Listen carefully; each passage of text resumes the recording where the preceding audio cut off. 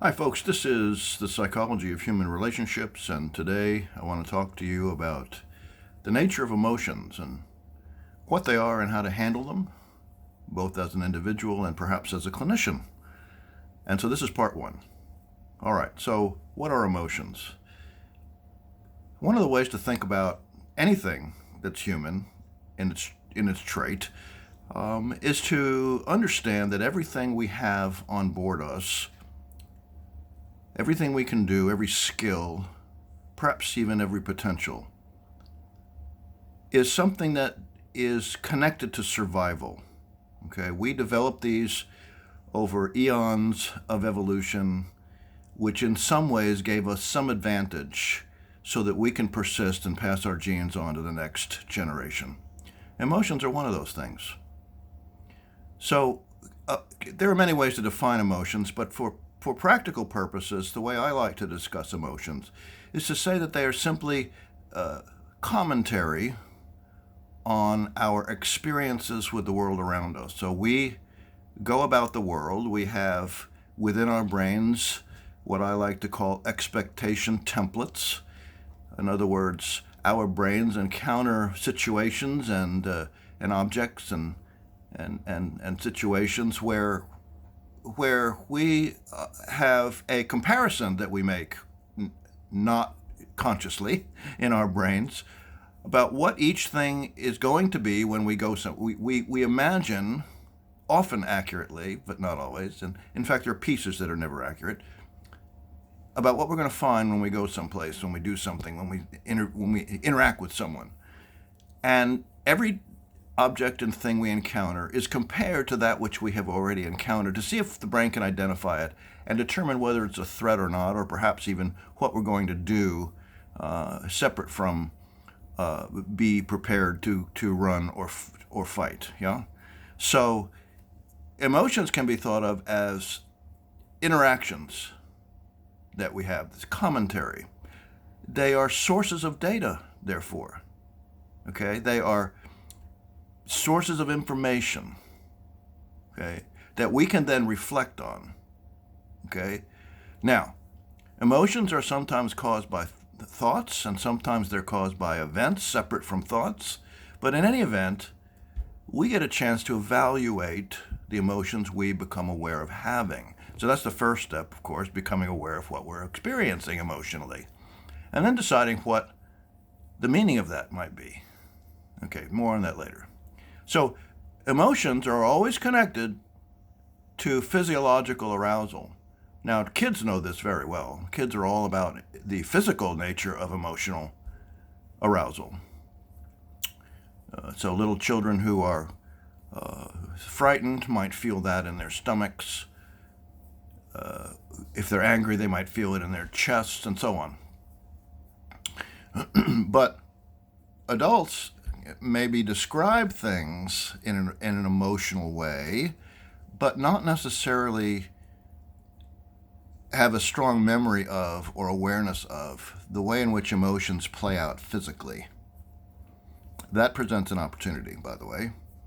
Now, all emotions are eventually or suddenly expressed in behavior. So some of that, and a lot of that, is nonverbal behavior, and some of it's verbal behavior. So the nonverbal part is that if you're upset, or let's use a better word. Let's say you have contempt for someone. Well, that might be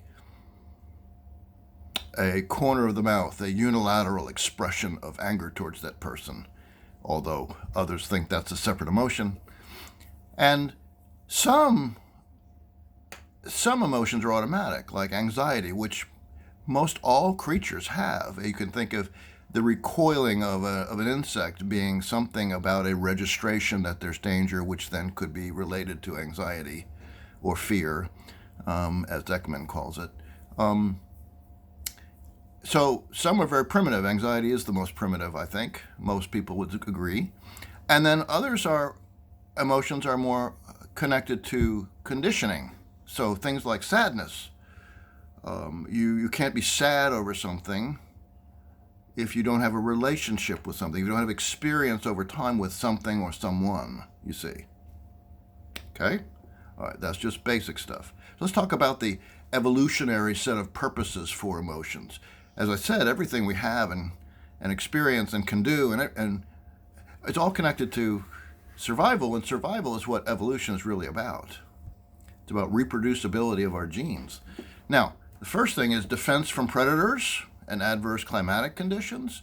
Emotions are useful in marking and defending geographical areas for shelter and hunting and gathering grounds. They are used to attract mates, eventually to hopefully produce offspring. They are used to cooperate and coordinate with members of your species, and they are also used to seize opportunities, to do complex things, to minimize risk to one's life, there are all sorts of ways that opportunities are facilitated by emotional responses. Now, as I said, emotions are common in all animals, depending on which animal you're talking about and which emotions you're talking about. So all mammals appear to have the same core emotions we do. That has yet to be fully determined, but certainly higher primates do, no question. And dogs have the same emotions that you do. Yeah? And here's the thing, each species expresses emotions in their behavior differently. And so a lot of what we think is some species not having a full repertoire of emotions might actually be our ignorance of the ways in which they display those. Okay? Dogs have been known to cry, both in terms of sadness and in terms of relief. And there's a video in your PowerPoint as to that. I recommend you watch that. That is hyperlinked. So watch that. Okay? We think, based on recent research, that many of the emotions that dogs and humans develop over time are essentially the same up until about the age of 2 or 3, when self-reflective emotions emerge in humans. Things like pride, guilt, shame, contempt, things like that.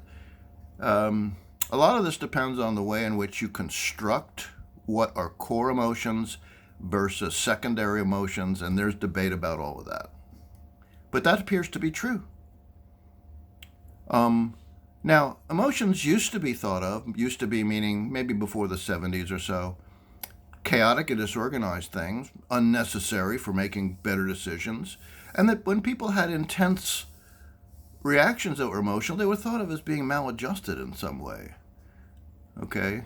This has given rise, in my opinion, to the ways in which females who are more comfortable and have more permission for expressing more emotions are actually the ones who were thought of as being somehow maladjusted when they express them. There may be some of that built into us even now as a society. At any rate, and incompatible with reason, but now we know differently. We know differently. In the face of some offshoot ideas, mainly in the form of emotional intelligence, we know that emotions arouse us to some task. They sustain us as we go about what we do. They direct our activities, and they can definitely be used with cognition. So we don't want to throw out the baby with the bathwater. In fact, emotions are not bathwater. They are critical pieces of information that we can use. More on that later. I keep saying that, but it's true. So what I like to say is that emotional processing can actually be a very crucial part of rational decision making. Yeah. Okay, what are some of the functions of emotions in relationships and social interaction? One is communication. So much of what we say is promoted by our nonverbal forms of communication, our facial expressions, for example, and as well the intonation and other factors that are present in our language production. We have an emotional signature, if you will. We are known by the way we speak, the way we interact emotionally, the things that we produce and things we inhibit emotionally. We're kind of known for that. Maybe not fully consciously, but we are known as having certain characteristics that are emotional in nature. Emotions are used to navigate very complex social environments. And so people who are more aware of social cues and emotional signatures are better at navigating these kinds of interactions that maybe are constructed of 5-10 different people. They're better at that. Yeah. Or ones that are more difficult, where there's conflict involved. Yeah. They help us develop stronger bonds. That's all relationship oriented. You can't really, for example, love someone fully without knowing them well. And knowing them well involves understanding their emotional life, doesn't it?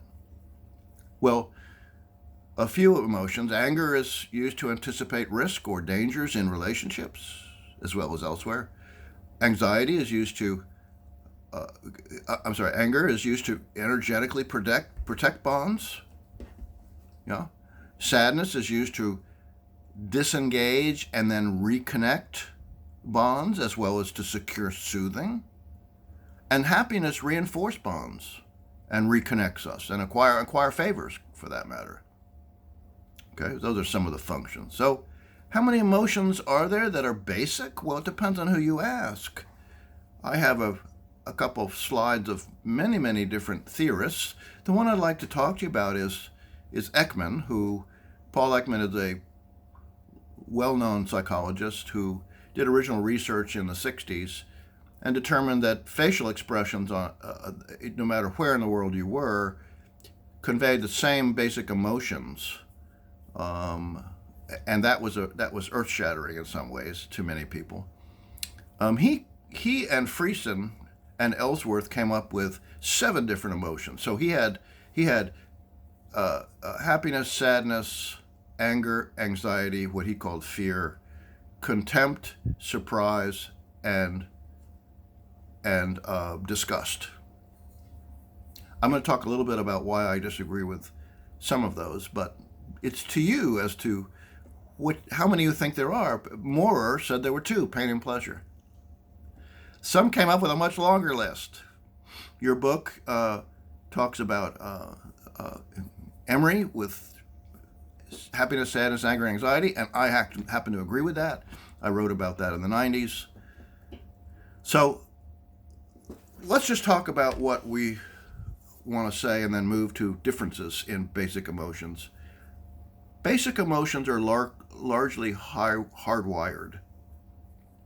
But whatever is hardwired, or you could say softwired, depending on how you look at it, but we have them in our brains to be produced. Okay? And they, therefore, have important meaning for us in terms of survival.